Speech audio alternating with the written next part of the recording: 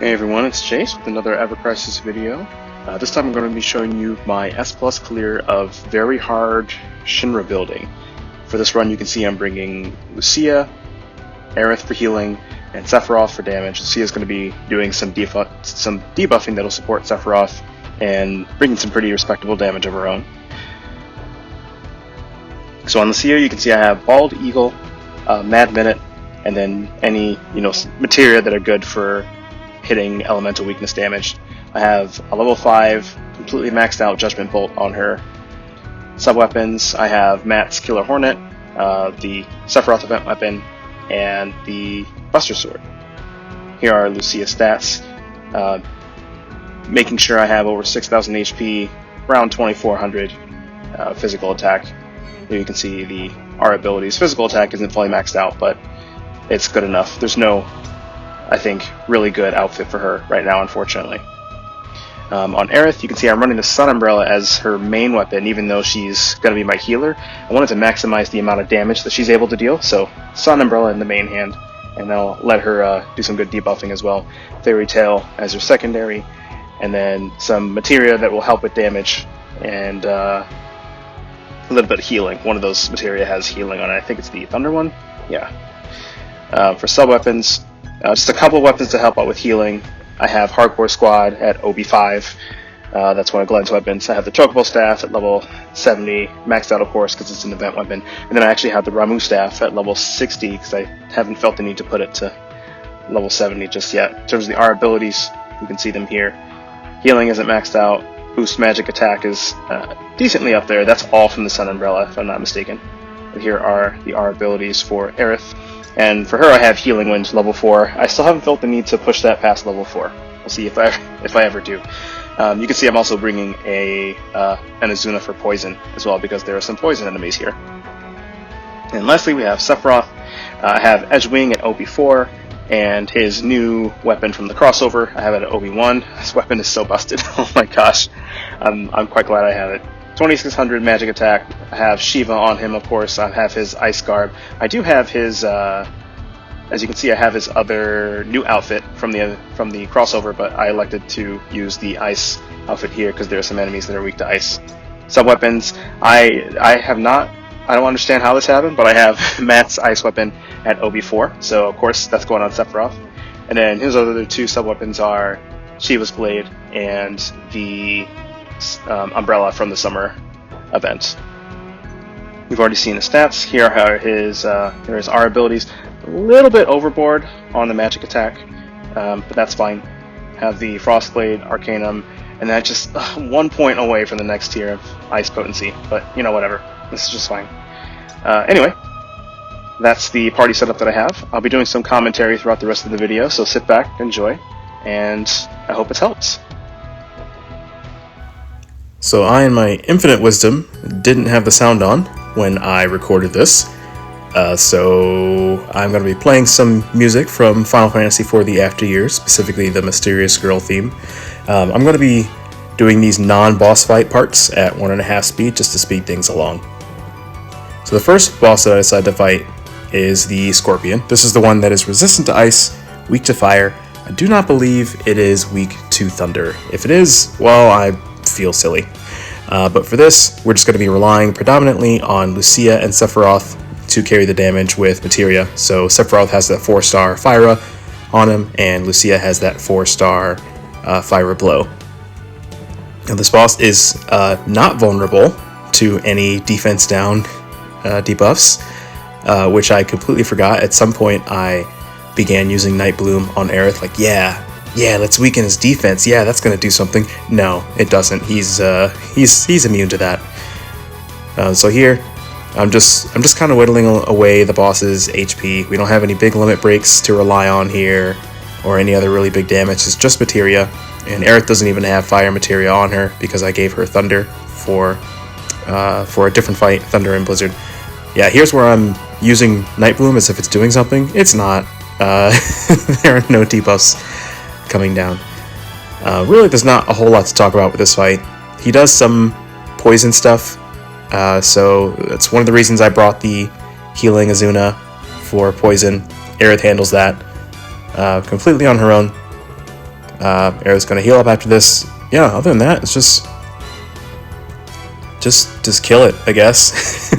I kind of wish that I'd use one limit break here just to speed things along, especially since he had, since the boss had some defense down going on there. I think it would have been good if I had maybe just used Judgment Bolt or something, but I opted not to and decided to save it for the next fight, which honestly could have been the correct decision, but it just meant that this boss fight took a little bit longer than I would have liked.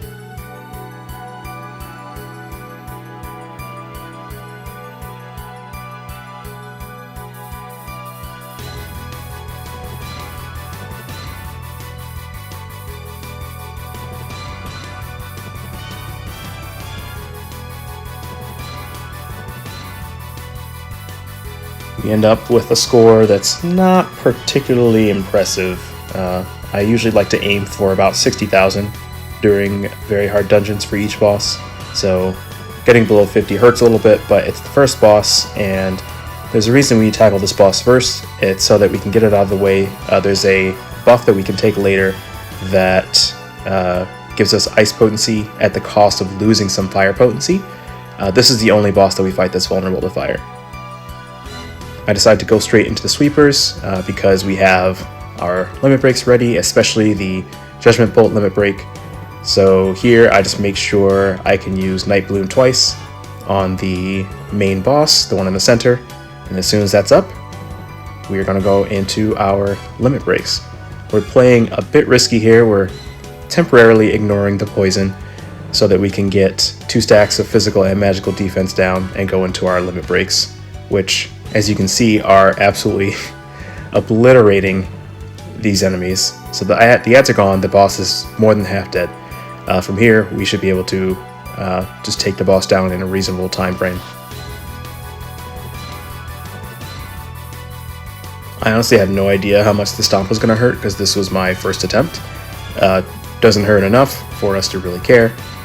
We have time to get rid of any other poisons while getting rid of this the stream phase here, and once that's gone, we just kill it. It's a pretty straightforward boss fight as well.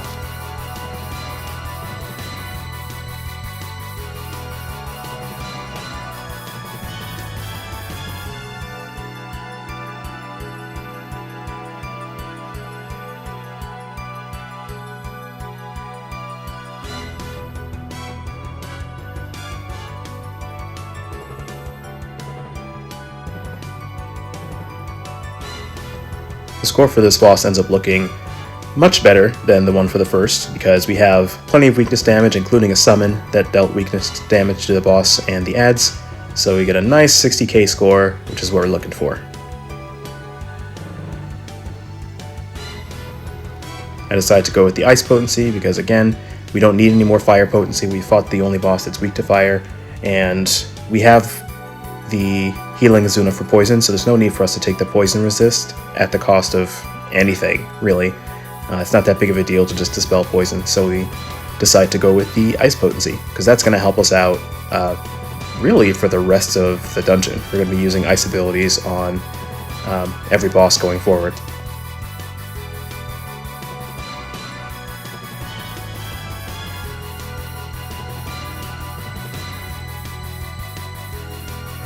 Alright, here's our first quote-unquote random encounter. I see a lot of people getting stressed out about these. They perform in a very predictable pattern. They'll use Screech, and then the target that they stun with Screech is going to get hit with single target magic attacks. So as you can see, what you want to do is you just want to swap to defensive stance right before those single target attacks go off, heal up right afterward, and then you can just go right back to damaging them.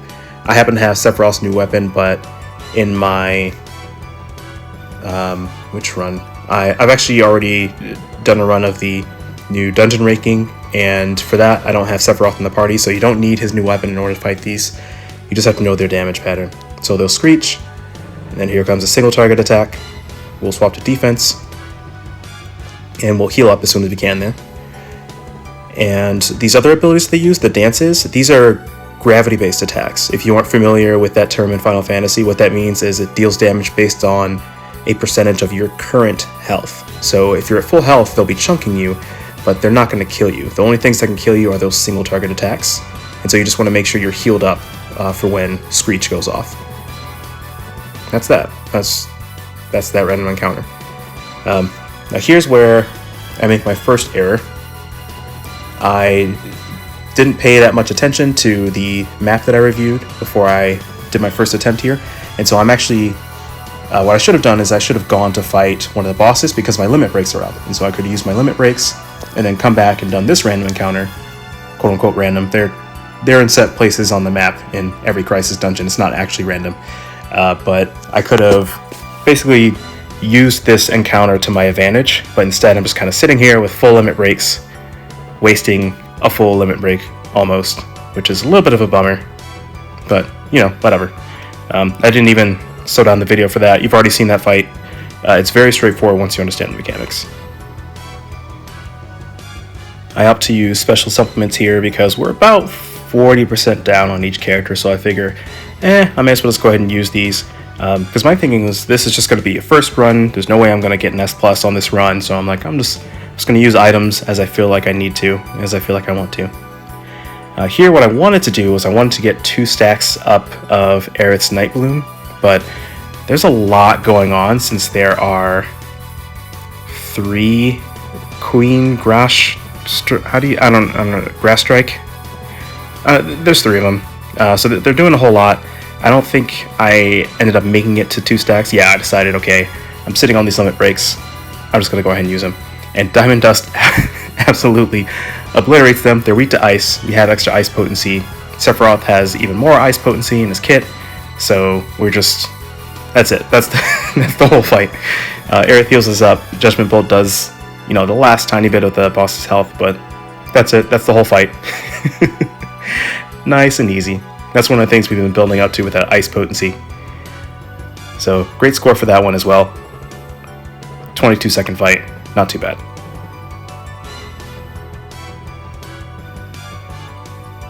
After the fight, I decide to go for the extra magic attack at a cost of healing potency, which is fine. We got 30 healing potency earlier, I believe. So it's not really a big deal.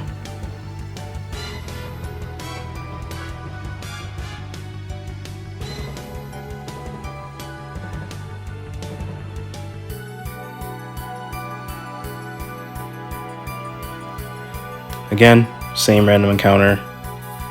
The dances are gravity based, so they can't kill you. They're going to do something that's going to kill you. They'll Screech first, you swap to defense, heal up afterward. As you can see, at this point, I'm comfortable enough with the fights that I'm even speeding it up. Truly, there's no reason to be afraid of these. If you have an AoE heal, they can just kind of top everybody off after these. They give you plenty of time after doing that string of dance attacks to heal up your whole party and be ready to soak these abilities here.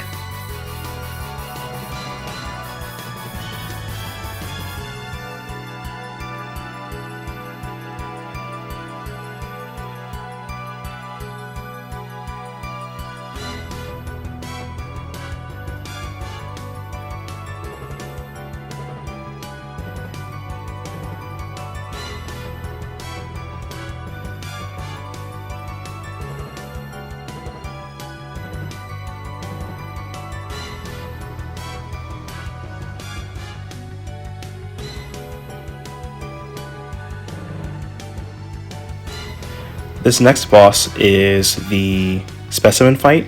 He is not weak to ice, but I have enough Blizzard cocktails that I felt comfortable putting them on Lucia and Sephiroth anyway, because they both have additional ice potency in their kit. Lucia's got a nice, powerful 5-star Lazara blow, so that's going to be, it's just going to be good damage. There's no reason for me not to use the Blizzard cocktails here. It's not a scoring event, so we can use as many items as we need to as long as we end up getting the S+, because that's all we're going for.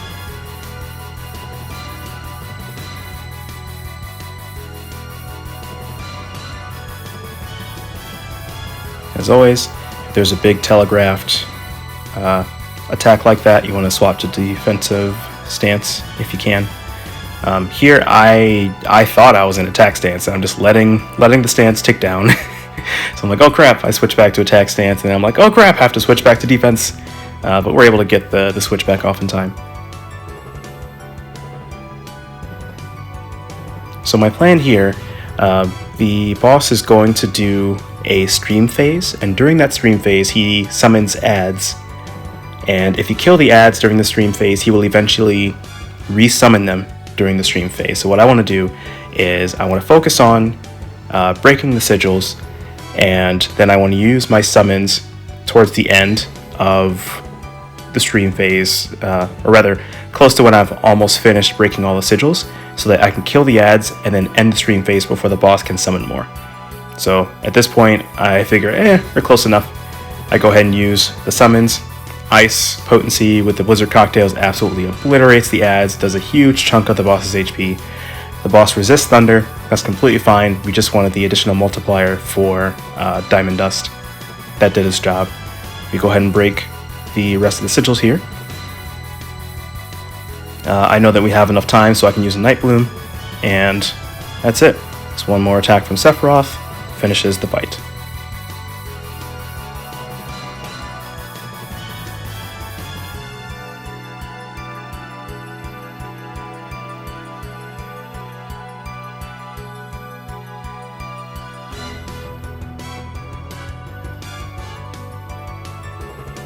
There's no reason for us not to sacrifice fire potency because we're not fighting any more fire weak bosses, and we may as well add more ice potency. There's no reason for us to sacrifice physical defense, so we take the middle one, grab the rest of our items, and then we head on over to the final boss. But not before we grab this little item hidden in the back corner. So if you missed that in your run, sorry. If you haven't run this yet, make sure you grab that. Just just some free stuff there. Here I decide to use Blizzard cocktails, make sure we're just completely good to go, because again, I'm thinking, alright, I'm not going to S plus this, I may as well just get everything in order so I can see what this boss fight is like for when I come back and actually S plus it. But as you can see by the thumbnail, this ends up being an S plus anyway, even though I used all these items. I even end up using a tent here, in addition to everything else you've seen. Yep, there we go. Alright, and here we are to fight Rufus. Now the song you're hearing here is called Arms of Shinra. It's aptly named, and it's from FF7 Dirge of Cerberus. Figured it'd be a good song for the final boss fight here. We're just going to start off by obliterating Darkstar, because he's weak to ice. So after this ability, Sephiroth's gonna just gonna end him, unceremoniously and disrespectfully.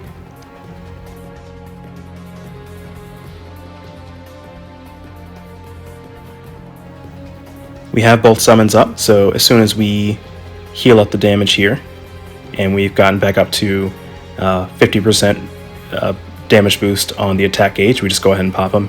I figured they would probably come back up again sometime during the fight, and they do. Spoiler alert.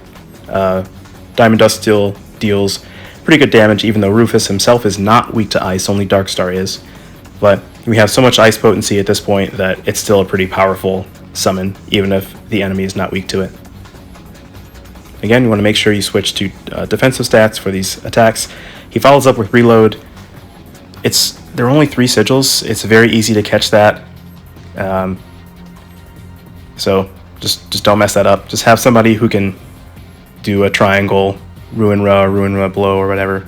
But actually, something I didn't mention at the beginning of the video, you should definitely bring Ruin-Ra and not Ruin-Ra blow, because Rufus will counter physical attacks during this stream phase. I completely forgot about that. As you can see, Lucia has Ruin-Ra blow, and so at this point, I'm realizing, oh crap, he's going to counter us. And so thankfully Rufus had put fatigue on Lucia, so she didn't just go ham as soon as the stream phase started. But I decided that, okay, I don't think Sephiroth and Aerith can clear it beforehand, so I'm just going to use Ruin-Ra blow and switch to defense stance to soak this. Rufus goes, oh, I'm going to counter by tickling Aerith, and it's really not that bad, honestly. So if you have only one character with physical ruin, it's not the end of the world. You can just swap to defensive stance. There's a little counter there, so you can see when he's gonna use his counter ability based on the number of physical attacks you've used during that stream phase. We have enough here to get 2 stacks of each defense down from Nightbloom, and Summon's a backup. We just go right into it. Judgment Bolt does a decent amount of damage. Diamond Dust is gonna almost finish him off. Very powerful. And Lucia is just gonna cap him to finish out the fight. Pop. There you go.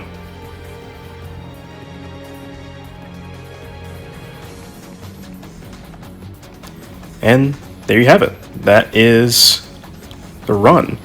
So again, not as high of a score as I would have liked. I would have liked to see 60,000 here. Again, I was certain, like, okay, this is going to be an S. There's no way this is going to be an S+. But again, as you already know, this ends up being an S+, so and I'd recorded it, so I figured, hey, I'll go ahead and post it, add some commentary. Maybe it'll help somebody out.